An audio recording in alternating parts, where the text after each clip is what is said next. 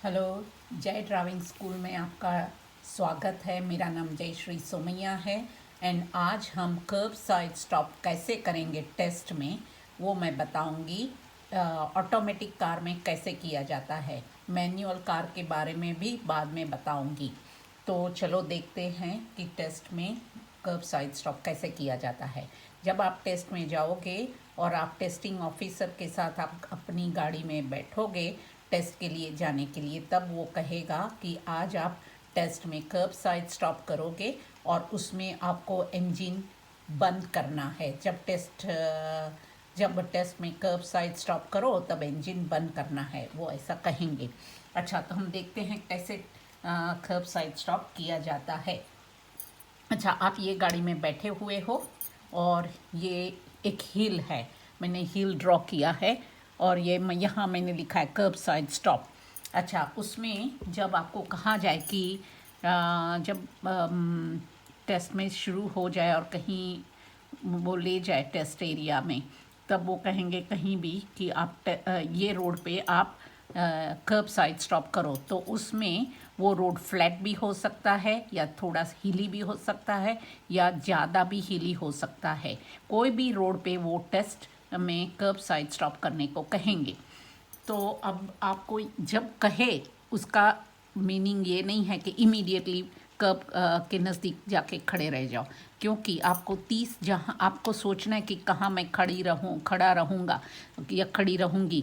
आपको यहाँ खड़ा रहना है तो आपको सोचना है कि मैं यहाँ खड़ी रहूँगी। तो आपको 30 मीटर पहले लेफ़्ट इंडिकेटर ऑन करना है, फिर थोड़ा स्लो होना है। जब आप यहाँ आओ व्हील्स को सीधा रख के आपको लेफ़्ट ब्लाइंड स्पॉट देखना है और फिर आगे आओगे तब आपको व्हील्स को लेफ़्ट में टर्न करना शुरू करना है। देखो मैंने बताया है आपके व्हील्स टर्न करना शुरू किया है। जब ब्लाइंड स्पॉट देखते हो तो व्हील्स को हमेशा सीधा रखो और फिर आप लेफ़्ट में आने लगो। कई बार यहाँ आते आते आपका लेफ़्ट इंडिकेटर बंद हो जाता है, तो वापस टेस्ट में चालू करना है, ये याद रखना। और फिर आपको ऐसे पोजीशन करनी है और कर्ब ये फुटपाथ है उसके नज़दीक, कर्ब के नज़दीक आके खड़े रहना है। और आपको याद रखना है कि आपका लेफ़्ट इंडिकेटर चालू होना चाहिए। बंद हो गया तो वो कहेंगे आपने टेस्ट में लेफ़्ट इंडिकेटर चालू ही नहीं किया था। तो ये और आप कहोगे मैंने तो चालू किया था, लेकिन बीच में यहाँ बंद हो जाता है तो वापस चालू करना है। कई बार तो मेरे लर्नर का यहाँ भी बंद हो जाता है और अभी भी वो आगे जा रहे हैं, खड़े नहीं रह रहे हैं, तो वापस मैं उनको कहती हूँ चालू करो। तो वो उनको याद दिलाती हूँ कि आपको जब तक आपकी गाड़ी खड़ी ना रहे और आप जब तक ये फुटपाथ के नज़दीक और पैरेलल ना हो तब तक आपका लेफ़्ट इंडिकेटर चालू रहना चाहिए। फिर पहले तो आप खड़े रहोगे वहाँ पे और देखोगे ये मिरर में बाहर वाली लेफ़्ट में कि आप बरोबर कर्ब के नज़दीक आके खड़े रहना है, कर्ब से दूर नहीं और बहुत ज़्यादा भी नज़दीक मत आना कि उसको आप हिट कर लो कर्ब को बाय मिस्टेक। और आपको फुटपाथ से आपके ये दो लेफ़्ट टायर और कर्ब से आपके ये दो लेफ़्ट टायर पैरेलल होने चाहिए और 400 मिलीमीटर के अंदर होने चाहिए। कई बार मैंने देखा है मेरे लर्नर्स आके यहाँ खड़े रह जाते हैं 3 पॉइंट टर्न करने के लिए। अब इतने दूर होते हैं कर्ब साइड स्टॉप करने के लिए इतने फुटपाथ से दूर होते हैं कि उनको जो आप 1 मीटर से दूर हो या 800 मिलीमीटर से दूर हो खड़े हो, यहाँ से आपने कर्ब साइड स्टॉप किया तो आप फेल हो जाओगे। आपको नज़दीक आना है, ये याद रखना। अच्छा, आप यहाँ आके खड़े रहे, आपने ब्रेक पे पैर रखा है, आपका लेफ़्ट इंडिकेटर चालू है।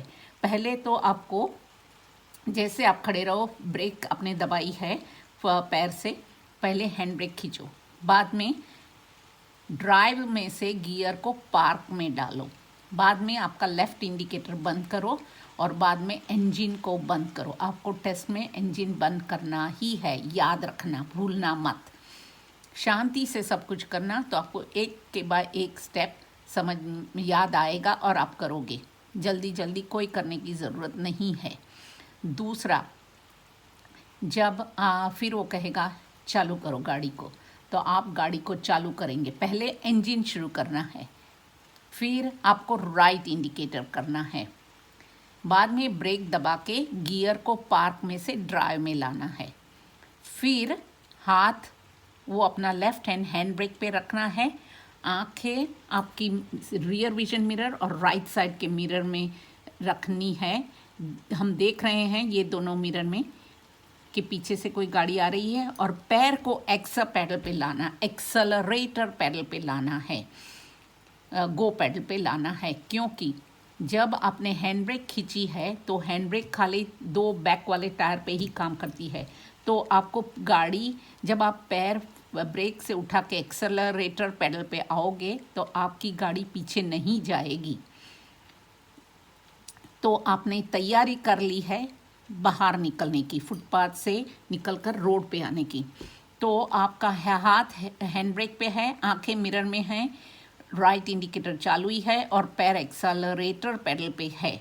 अब आप देखोगे पीछे से कोई नहीं आ रहा है, कोई भी गाड़ी नहीं आ रही है, तभी हैंड ब्रेक को छोड़ो और राइट ब्लाइंड स्पॉट देखो, और तभी एक्सेलरेटर इतना ही करो कि जब हैंड ब्रेक छोड़ो तो गाड़ी पीछे भी ना जाए और आगे भी ना जाए और यहीं खड़ी रहे। इतना ही करना है। जब ज़्यादा एक्सेलरेशन हो जाएगा तो गाड़ी बाहर निकलने लगेगी, कम होगा तो गाड़ी पीछे चलने लगेगी।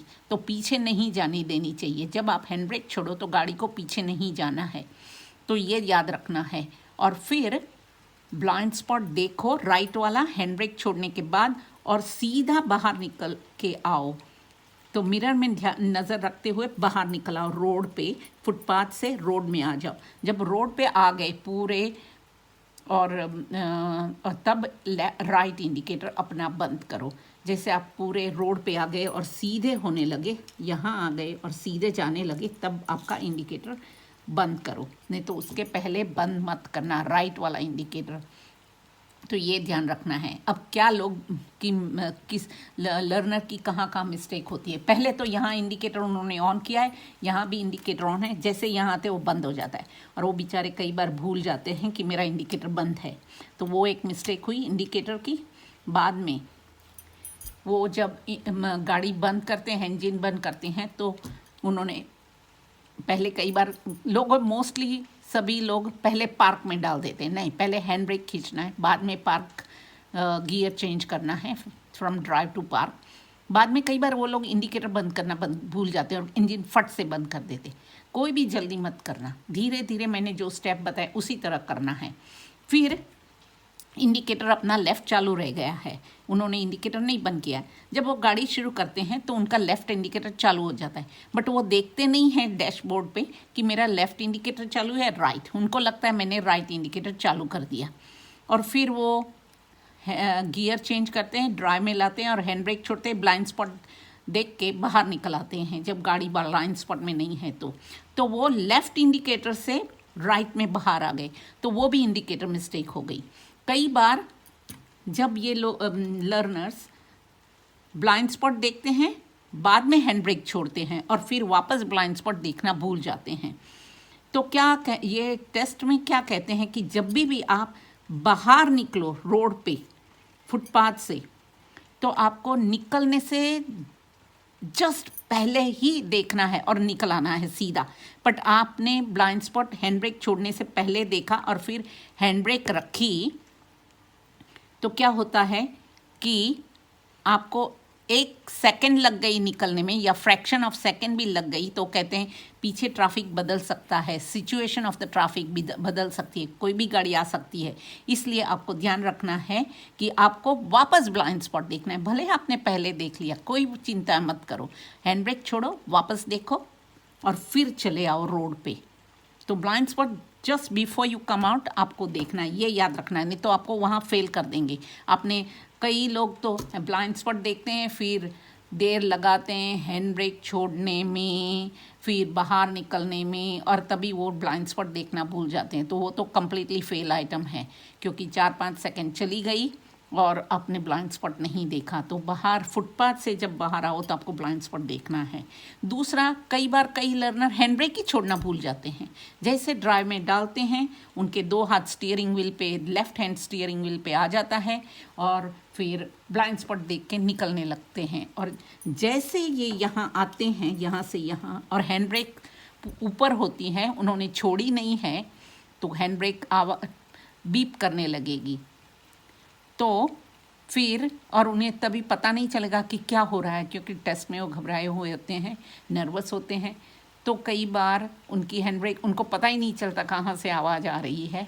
तो फिर टेस्टिंग ऑफिसर जो हैंड ब्रेक नीचे रखेगा तो भी आप फेल हो जाओगे। तो ये आपको ध्यान रखना है। इसी तरह आपको ये कर्ब साइड स्टॉप करना है। Thank you.